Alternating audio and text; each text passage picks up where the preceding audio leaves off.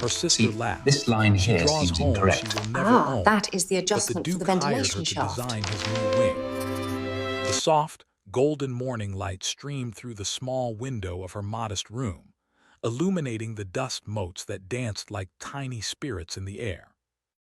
Outside, the market town stirred slowly awake, merchants calling their wares, children running after stray dogs, and the bells of the distant church marking the hour. Yet, in this ordinary morning, her mind wandered far beyond the narrow streets of her home.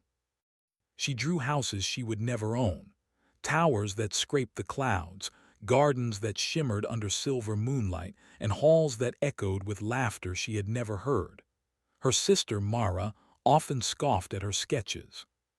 "She draws homes she will never own," Mara said, tossing a cloth over her shoulder as she left the room.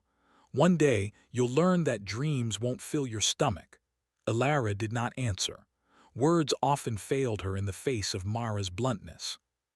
Instead, she returned to her sketch, the lines flowing like the memories of lands she had never seen. She imagined a home with walls of smooth white stone, crowned with towers that reflected the sun. A home that felt alive, as though it knew its inhabitants and whispered secrets only they could hear. The morning passed, slow and unremarkable, until a knock came at her door that seemed almost unreal. It was a knock soft yet deliberate, precise in a way that suggested importance. Alara's heart skipped. Visitors were rare in her home, and strangers even rarer. She opened the door to find a young man dressed in black and silver, holding a folded piece of paper sealed with a heavy wax stamp. "Miss Alara Farrow?" he asked, his voice calm but commanding. Alara nodded, unsure of what to say. "You have been requested by His Grace, Duke Lysander," the man continued, extending the letter. "He wishes you to design a new wing for his castle." For a moment she could not breathe. A duke, a castle. The words felt like a spell, and she held the letter as if it might dissolve at her touch. "Why me?" she whispered, hardly believing herself. The man's lips curved faintly. "His Grace has his reasons. You are to travel with this letter and present yourself at the castle by nightfall. Prepare for no delay." And with that, he bowed and left, leaving Alara staring at the seal like it was a door to another world. She ran to her small mirror, brushing her long, dark hair with trembling fingers. For years, she had imagined a life beyond the markets and narrow streets, a life filled with creativity, beauty, and perhaps even admiration. Yet the reality of standing at the threshold of a duke's castle was terrifying. By noon, she had packed a small bag, her sketchbooks, pencils, some bread, and a cloak. Her heart raced with a mixture of fear and excitement as she made her way to the carriage that awaited her. The road stretched like ribbons through the misty forests of the north, the trees tall and silent as if observing her passage.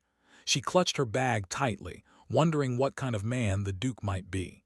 Would he be cruel, kind, or perhaps just lonely like her sketches always felt? The castle rose from the forest like a mountain of stone, its towers dark against the fading light. Vines clung to its walls, and the windows glimmered faintly as if holding memories inside. As the carriage rolled closer, a sense of unease settled over her. This was no ordinary home. There was a weight to it, a silent warning that whispered through the air. When she arrived, the gates opened with a creak that echoed across the courtyard. Servants in muted colors guided her inside, and the scent of old wood and cold stone filled her senses. The halls were vast, lined with portraits of men and women she could not recognize. Their eyes seemed to follow her, judging and curious all at once. At last, she reached the Duke. He was waiting in a hall lit by chandeliers that cast dancing shadows across the walls. Tall and imposing, with dark hair and eyes that seemed to look straight into her soul, he held an air of authority that both frightened and fascinated her. "You are Alara Farrow," he said, his voice deep and commanding. "I have seen your sketches. You will design my new wing." Alara swallowed hard.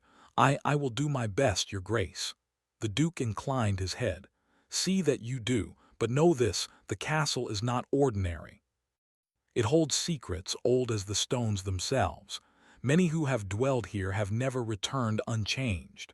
The words sent a shiver down her spine. Yet, despite the warning, she felt an unexpected thrill. She had always yearned for a life beyond the ordinary, and now she stood at the threshold of mystery itself. She was shown to her quarters, a small room with a large window overlooking the forest. Shadows stretched across the floor as the sun dipped below the horizon, and the wind whispered through the castle like a living thing. Alara opened her sketchbook and began to draw, her pencil moving as if guided by forces beyond her understanding. She sketched the halls she had seen, imagining how they could be transformed into spaces that were both beautiful and alive. She drew gardens hidden behind high walls, rooms filled with light, and corridors that would guide visitors safely through the castle's many secrets. Each line felt like a promise, a bridge between the ordinary world she had left behind and the extraordinary life that lay ahead. Hours passed, and the castle grew darker, the shadows stretching longer, curling around the walls like fingers. As she sketched, she began to hear faint sounds, a soft echo of footsteps, a whispering that seemed to come from the stones themselves. She paused, listening. "Is someone there?" she called softly, but the halls were empty. Still, the feeling of being watched persisted. Something ancient stirred within the walls, aware of her presence, curious and cautious. Her heart raced, part fear and part wonder. When she finally set down her pencil, she was exhausted yet exhilarated. She lay down on the narrow bed, staring at the ceiling as the candle flickered. Sleep did not come easily. Outside, the wind moaned, carrying the scent of wet earth and pine. She thought of her sister, of the market town, of the life she had left behind. And yet she knew she could not return, not now, not ever. In the stillness of the night she heard it again, a whisper, soft and strange, carrying her name. "Alara!" She sat up, heart pounding, eyes straining in the dim candlelight. The room was empty. She leaned toward the window, peering out into the darkness of the courtyard, but nothing moved except the swaying branches of the trees. The whisper came again, clearer this time, closer, almost as if it were inside her mind rather than the room. "Alara!" A shiver ran down her spine. She realized then that the castle was alive in ways she could not yet understand, and perhaps, in some mysterious way, it had chosen her. Her hand went to her sketchbook, the lines she had drawn now seeming to glow faintly in the candlelight. The designs were no longer just paper and ink. They felt like keys, keys that might unlock secrets hidden for centuries. Outside, the wind picked up, rattling the window and carrying with it a faint, chilling laughter. Alara shivered, pulling the cloak tighter around her shoulders.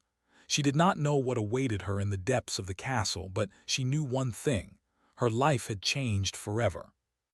For in that moment, beneath the towering shadows and the silent gaze of ancient portraits, she understood that her sketches had not merely drawn homes.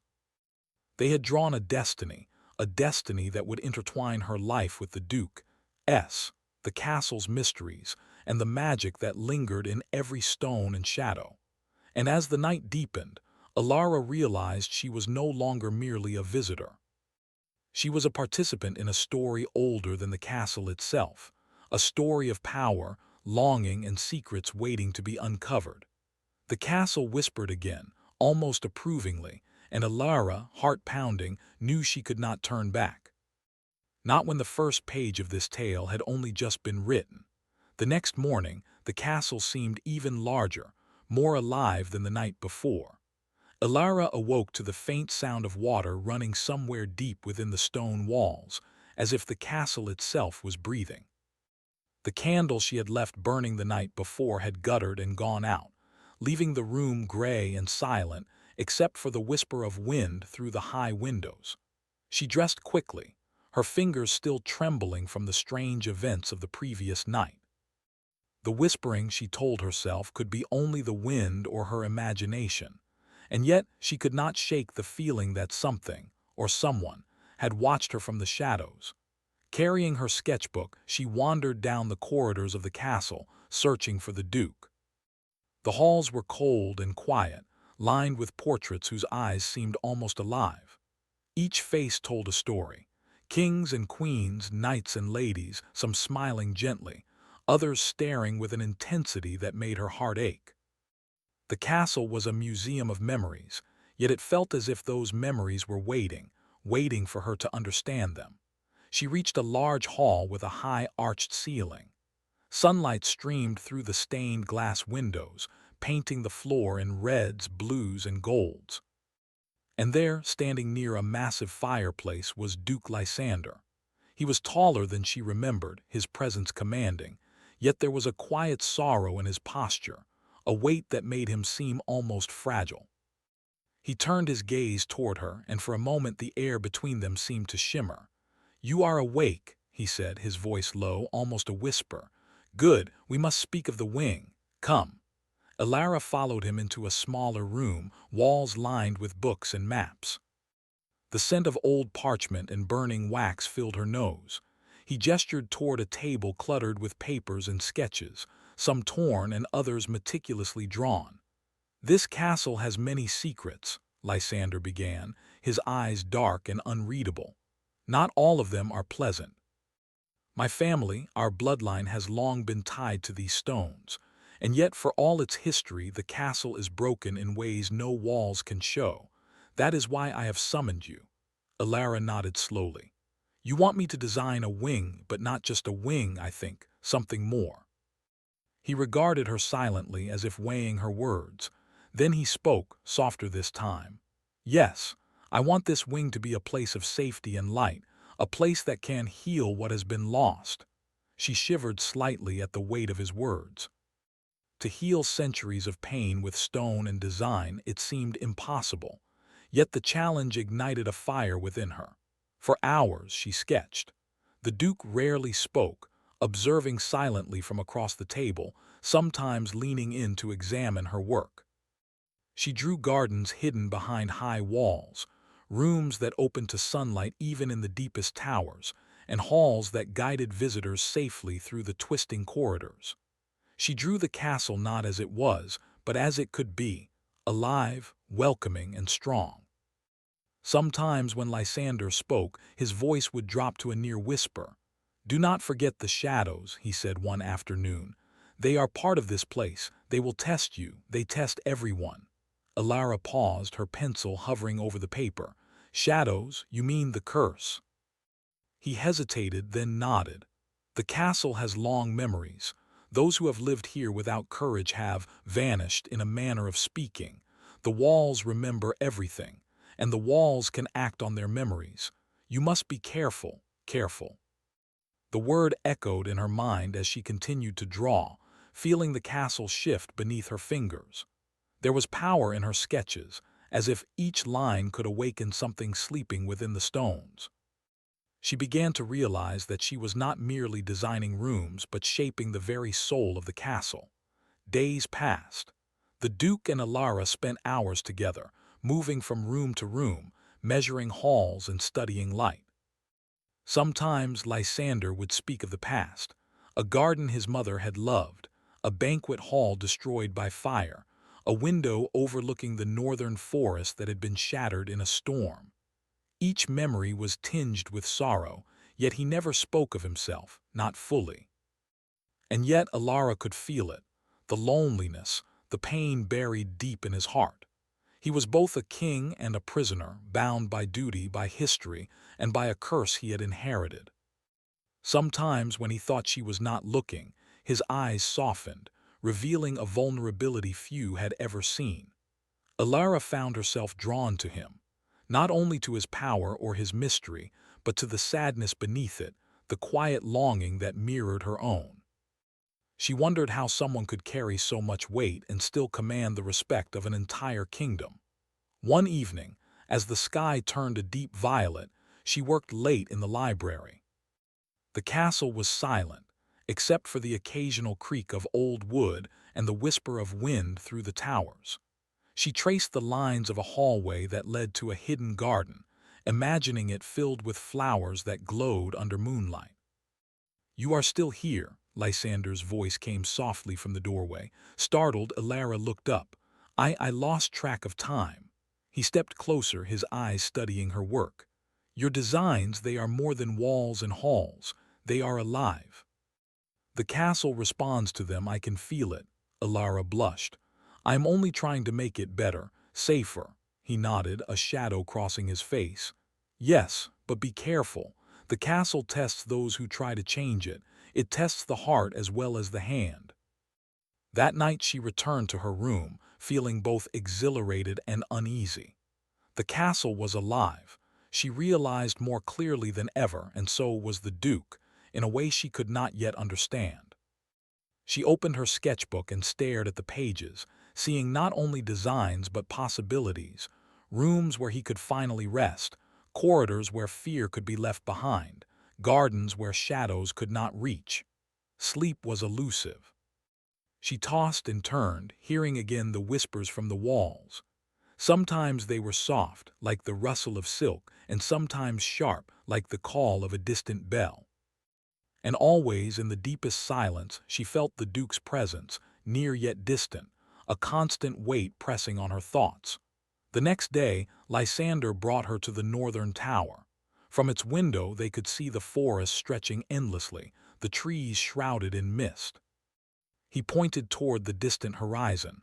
"All of this belongs to the shadows in some way," he said, "and yet I hope you will bring light to it. You have a gift, Elara, one I have not seen in many years." She felt her heart quicken. "I will do my best," she said. "I want to help you and the castle." For the first time he allowed a small smile. "I hope you can, for both our sakes." Days turned into weeks. The work was demanding, but Elara's sketches grew more intricate, more alive. The castle seemed to respond. Doors that had been stiff now opened smoothly. Shadows that had lurked in corners seemed less threatening. And for the first time in centuries, she thought she saw hints of light in Lysander's eyes.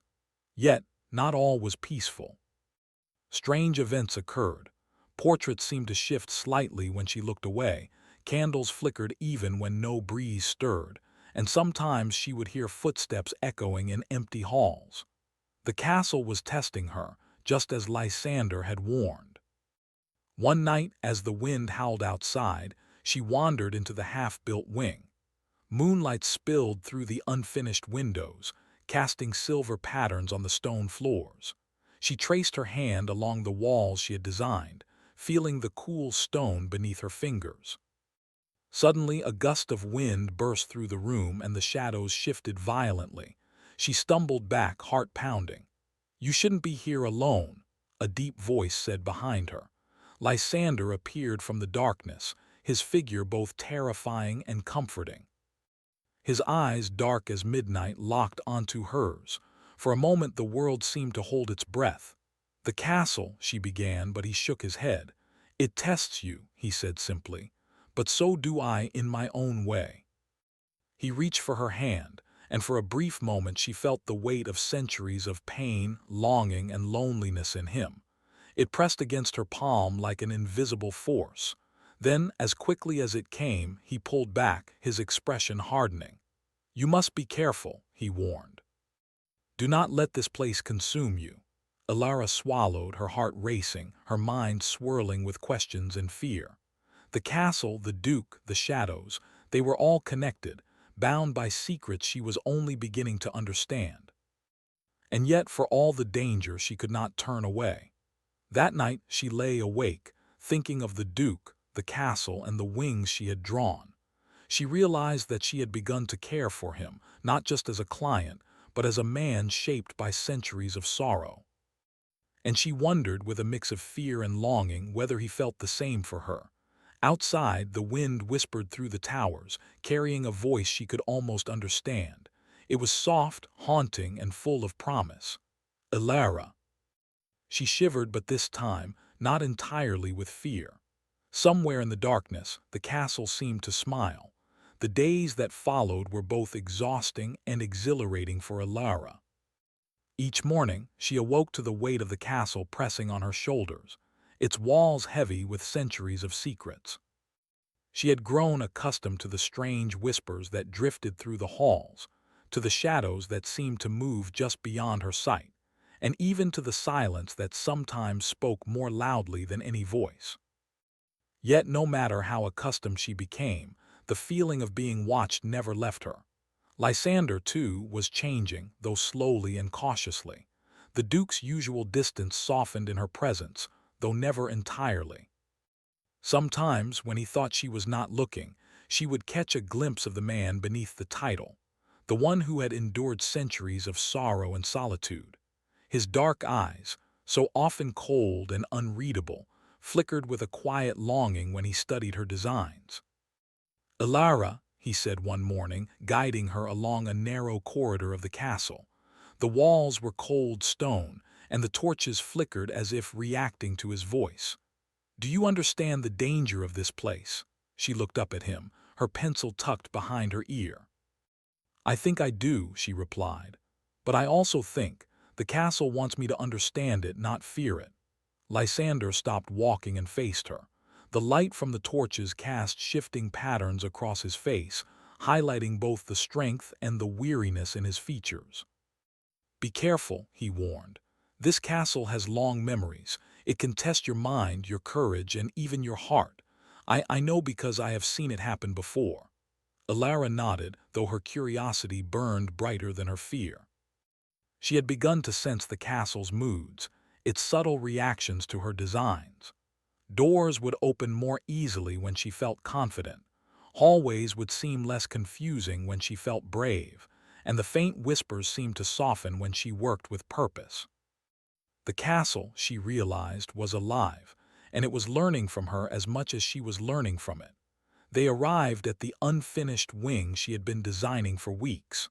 Sunlight poured through the empty windows, casting silver patterns on the floor. She traced her hand along the walls, feeling the cool stone beneath her fingers. "This wing," Lysander began, his voice low, "is more than just rooms and halls. It is a reflection of what I cannot express. The pain, the loss, the loneliness. If it is done well, it may heal parts of me that no one else ever could." Ilara's heart ached at his words. She had glimpsed the sorrow in his eyes before, but hearing it spoken aloud made it heavier, more real. "I will do my best," she said softly. "I want to help you and the castle." Lysander's gaze lingered on her, intense and unreadable. For a moment, the distance between them seemed to shrink, and she thought she saw a glimmer of hope in his dark eyes. Then just as suddenly he stepped back, the mask of the Duke returning, and the moment passed.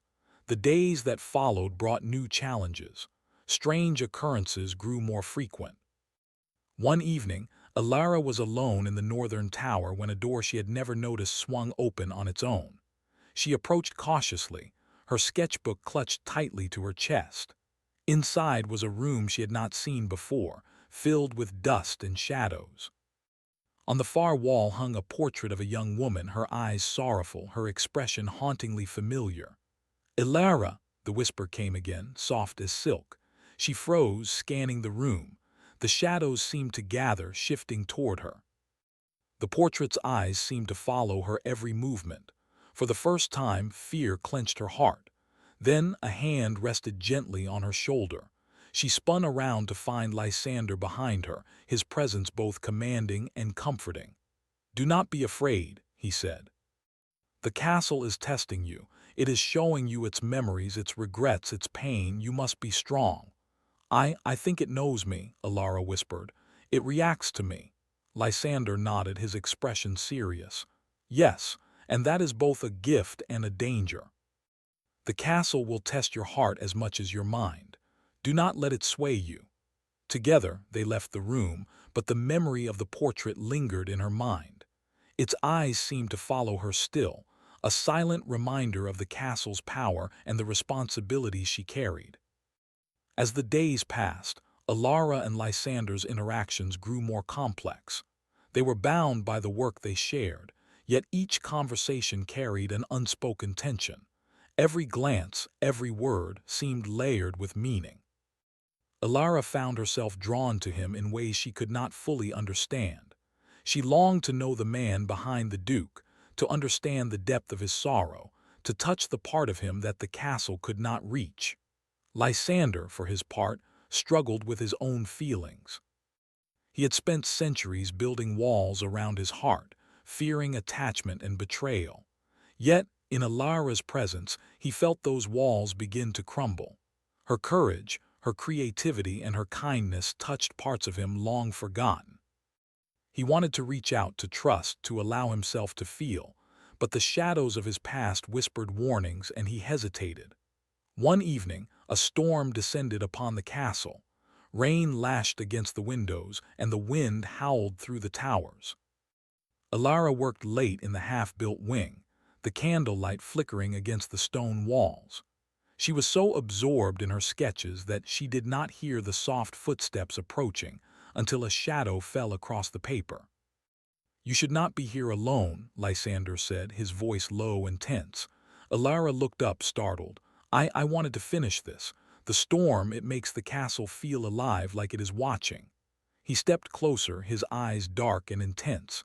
"It is alive, and it is watching. But you must be careful. The castle tests all who enter, but I test only those I care for." Her heart skipped. The words carried weight, and the room seemed to grow warmer, the shadows softening around them. She felt a strange connection, as if the storm and the castle had conspired to bring them closer together. Lysander reached out, brushing a strand of hair from her face. For a moment, the centuries of pain and loneliness seemed to vanish, replaced by a fragile, electric hope. Then he stepped back abruptly, his expression hardening. "You must focus on your work," he said. "Do not let distractions interfere." Alara nodded, though her heart pounded. She realized then that their connection was dangerous, not in a physical sense, but in a way that could unravel both of them if they were not careful. Yet, she could not ignore it. The storm raged through the night, and when morning came, the castle seemed to sigh, as if exhausted from the test it had placed upon them. Alara examined her sketches and realized that her designs were changing subtly, almost as if the castle itself was guiding her hand. Corridors shifted, gardens grew brighter on the page, and rooms seemed to breathe with life. Lysander joined her at the table, studying her work in silence. "The castle responds," he said finally. "It recognizes your intent. It trusts you more than it trusts anyone else." Alara felt a thrill of pride tempered by unease. "And you?" she asked softly. "Do you trust me?" His gaze held hers, dark and unreadable. For a long moment he said nothing. Then he spoke, his voice low and raw with emotion. "I want to, but trust is not easy for me. Not after all these years." She understood. She had seen the walls he had built, both around the castle and around his heart. Yet she also saw the cracks forming in those walls, small but growing. And she knew that if she could help him heal, she might also find a place in his life, and perhaps even in his heart. Days turned into weeks. The castle seemed to respond more strongly to her designs. Shadows receded from corners where she worked, doors opened smoothly, and the whispering became softer, almost approving. But the castle also tested her, presenting visions of the past and illusions that tugged at her fears. She saw glimpses of lost loves, of betrayals, of pain buried deep in the stone. Each vision was a challenge, a reminder that the work she was doing was not just about walls and halls, but about healing a history of sorrow. One evening, as the sun set behind the northern forest, Lysander led her to the tallest tower.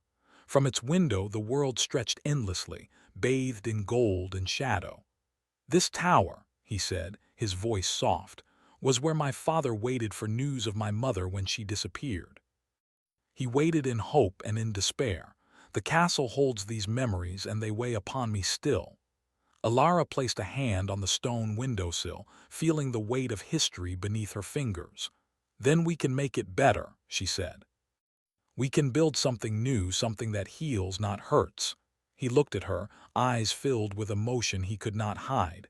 "Do you think it is possible, after all this time?" "I do," she whispered, "if we work together." For a long moment they stood in silence, the wind carrying their unspoken hopes and fears. Outside, the shadows of the forest stretched and shifted, but inside the tower there was a fragile warmth, a promise of change. And as the last light of day faded, the castle whispered once more, softly, approvingly, as if it had finally found a hand worthy of its secrets. The castle stirred with an energy unlike anything Alara had felt before. The halls seemed alive, the shadows shifting and bending as though anticipating her next move. She walked cautiously, clutching her sketchbook, which now felt heavier than ever. It was no longer just paper and pencil. It was a map of secrets, of hope, and of the very soul of the castle itself. Lysander walked beside her, silent, his expression unreadable. There was tension in his shoulders, a quiet storm behind his eyes.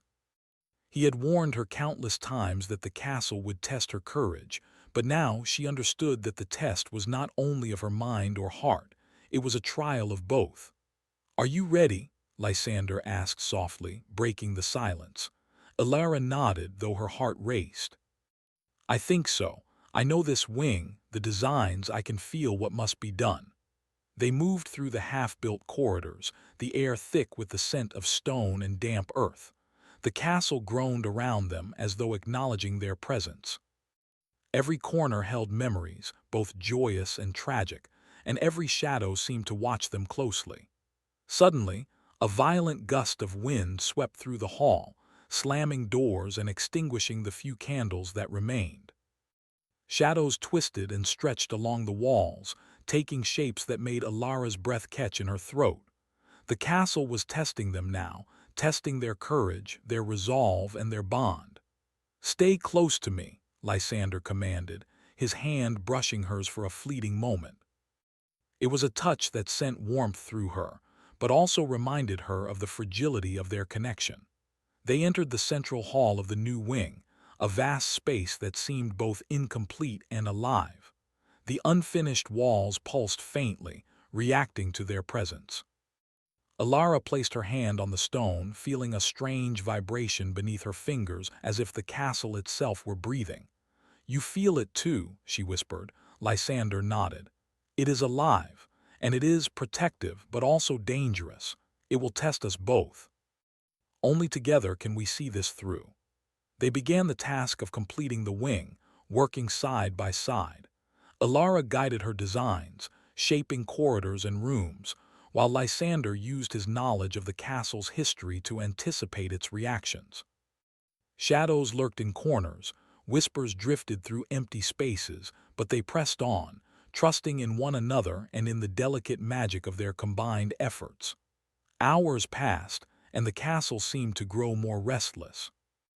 A sudden tremor shook the floors, and from the deepest shadows emerged dark shapes, specters of the past, memories given form. They moved silently, circling Alara and Lysander, testing their courage.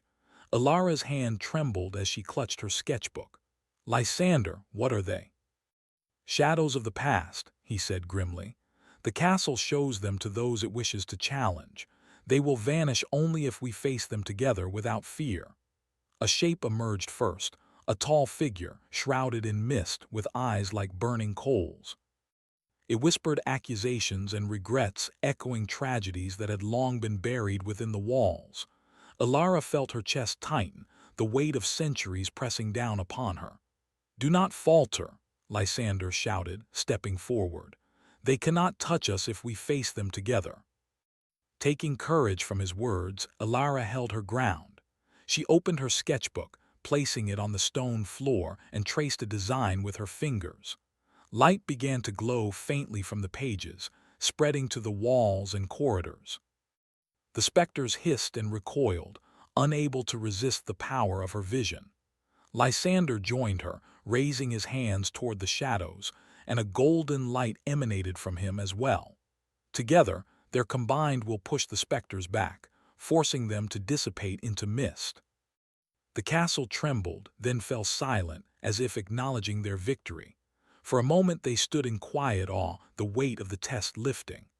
The hall glowed softly in the fading light, the walls now imbued with warmth and promise. Ilara turned to Lysander, her heart racing. "We did it," she whispered. He looked at her, his dark eyes filled with something she had never seen before, relief, admiration, and perhaps a hint of longing. "Yes," he said quietly, "together we did." The storm outside had passed, leaving the castle bathed in the gentle light of dawn. The wind was calm, the shadows retreating to their corners. It was as if the castle itself were breathing for the first time in centuries. Ilara walked through the newly completed wing, touching the walls and the carved door frames. Every room felt alive, every corridor seemed to guide her safely, and every window welcomed the sunlight. She realized that they had done more than finish the wing. They had healed the castle and perhaps in the process Lysander's heart as well. He approached her, slower than usual, his expression tentative.